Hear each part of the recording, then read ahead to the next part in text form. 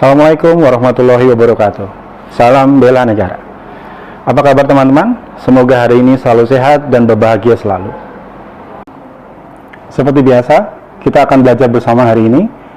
Tentu materinya sangat menarik hari ini. Jadi siapkan cemilan dan minuman. Mari kita belajar bersama.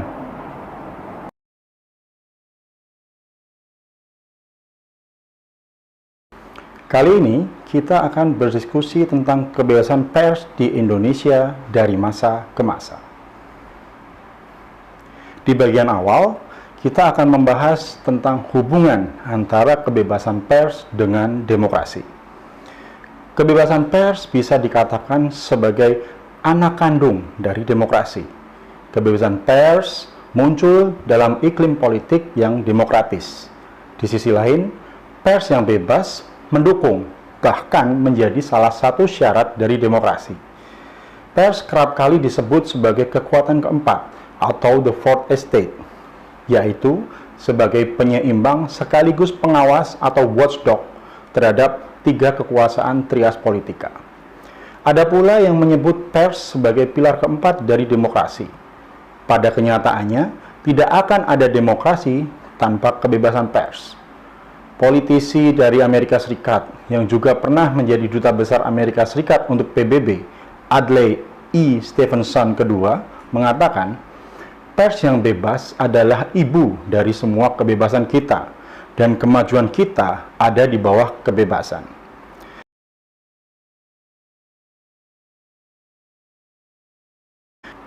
Di Indonesia, kebebasan pers yang kita nikmati saat ini adalah produk dari Reformasi 98. Reformasi Indonesia yang bergulir pada 98 ditandai dengan pengunduran diri Soeharto sebagai presiden dan digantikan oleh Baharudin Yusuf Habibie, menghasilkan lingkungan sosial politik yang lebih terbuka. Reformasi 98 juga membawa gelombang kebebasan berpendapat, yang salah satunya ditandai dengan kebebasan pers.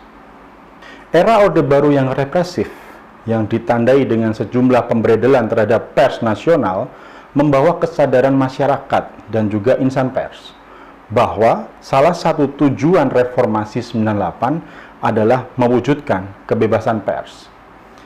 Peraturan perundangan di bidang pers yang berlaku pada saat itu pun pada akhirnya tidak lagi dianggap relevan.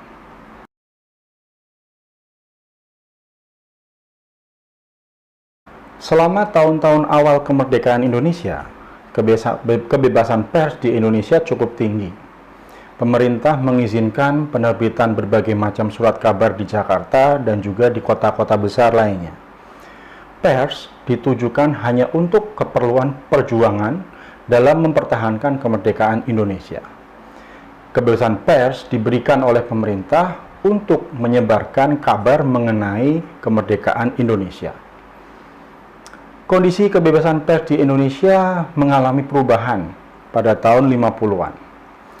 Pers di Indonesia mulai terpengaruh oleh kepentingan politik dari partai-partai besar.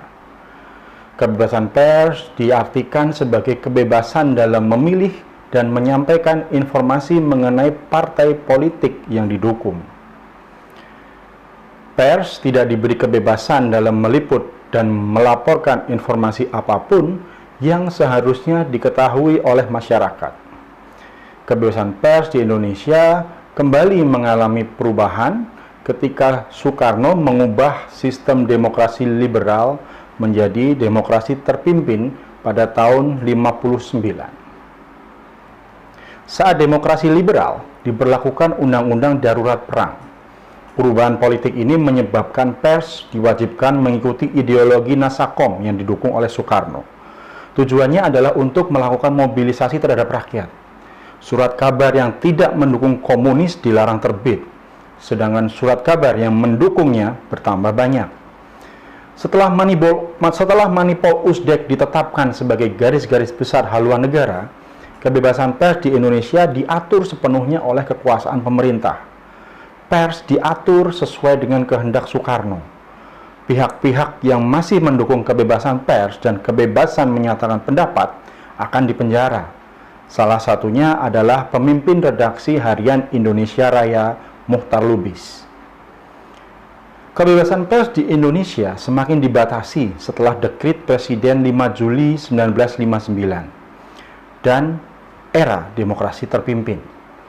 Pemerintah Indonesia menetapkan kewajiban penerbitan surat izin terbit kepada setiap perusahaan penerbitan pers.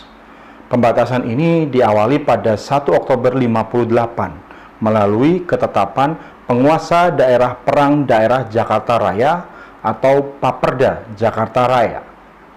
Pembatasan kebebasan pers pada masa Orde Lama secara nyata dimulai pada tahun 64. Pemerintah Indonesia melalui Kementerian Penerangan dan Paperda Jakarta Raya memberlakukan penyensoran terhadap penerbitan pers.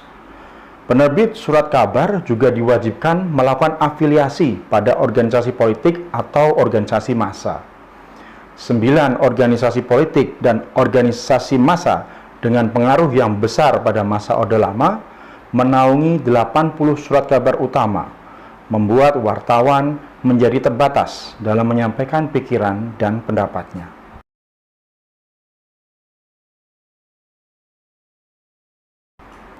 Pada masa awal pemerintahan Orde Baru, kebebasan pers di Indonesia diakui oleh pemerintah. Pada masa awal ini, pihak militer bekerja sama dengan mahasiswa, tokoh politik, dan tokoh keagamaan, sehingga kebebasan pers dapat dipertahankan. Aspek pemerintah juga belum dikuasai oleh militer. Pengakuan ini diresmikan melalui ketetapan MPRS nomor Romawi 32/MPRS/1966 tentang pembinaan pers. Perumusan Undang-Undang Nomor 11 Tahun 66 tentang ketentuan-ketentuan pokok pers diawali oleh TAP MPRS tersebut. Dalam undang-undang tersebut, kebebasan pers bukan diartikan sebagai kebebasan yang liberal, melainkan kebebasan dalam menyatakan kebenaran dan keadilan. Namun, kondisi itu tidak bertahan lama. Masa Orde Baru kemudian menjadi masa pembatasan kebebasan pers di Indonesia. Pada tahun 67, pemerintah mendirikan Dewan Pers yang diketuai Menteri Keuangan dengan kepengurusan diisi para pejabat Dinas Intelijen dan Departemen Penerangan. Dewan Pers didirikan dengan tujuan menjadi perantara antara pemerintah dan media massa. Tugas utamanya adalah memberikan saran politik dalam proses pemberian surat izin usaha penerbitan pers atau SIUP. Dewan Pers justru menjadi alat pemerintah untuk mengendalikan kebebasan pers. Bentuk pengendalian kebebasan pers ini berupa penyensoran dan penetapan persyaratan pendirian perusahaan media melalui SIUP, serta pemberedelan oleh Departemen Penerangan dengan mencabut SIUP.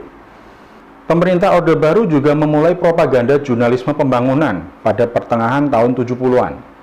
Jurnalisme harus dilandasi oleh ideologi Pancasila dan wartawan wajib berperan sebagai warga negara yang turut menjaga stabilitas dan kesatuan bangsa dengan mendukung setiap keputusan pemerintah melalui pemberitaannya. Pers pada masa Orde Baru disebut sebagai pers Pancasila yang menerapkan prinsip bebas dan bertanggung jawab. Setelah diterbitkannya TAP MPR RI nomor 4 /MPR/1978, penyensoran represif mulai diterapkan pada pemberitaan.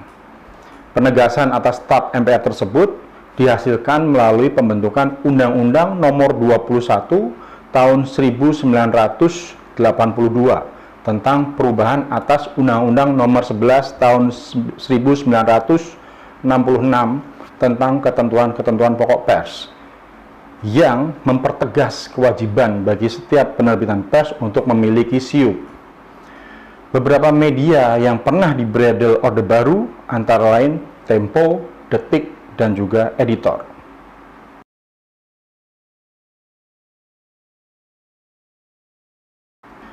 Kebebasan pers menjadi salah satu agenda utama reformasi 98. Departemen Penerangan dihapus dan Undang-Undang Ketentuan Pokok Pers dicabut. Hanya berselang setahun sejak reformasi, lahir Undang-Undang Nomor 40 Tahun 1999 yang ditandatangani oleh Presiden B.J. Habibie dan menjamin kebebasan pers hingga hari ini. Lembaga Dewan Pers pun berubah dari sebelumnya sebagai alat negara mengendalikan kebebasan pers menjadi lembaga pengawasan pers yang independen oleh masyarakat pers. Tidak ada unsur pemerintah di dalam Dewan Pers, hanya ada unsur organisasi pers, perusahaan pers, dan perwakilan masyarakat. Undang-undang tentang pers adalah peraturan perundangan yang bersifat khusus atau lex specialis. Lex specialis derogat legi generali adalah asas penafsiran hukum yang menyatakan bahwa hukum yang bersifat khusus atau lex specialis mengesampingkan hukum yang bersifat umum atau lex generalis. Sengketa pers yang terjadi di Indonesia harus diselesaikan menggunakan undang-undang tentang pers dan melalui mediasi Dewan Pers terlebih dahulu, alih-alih menggunakan KUHP atau undang-undang lainnya. Undang-undang tentang pers tidak memiliki aturan turunan berupa peraturan pemerintah, karena aturan turunannya adalah peraturan Dewan Pers.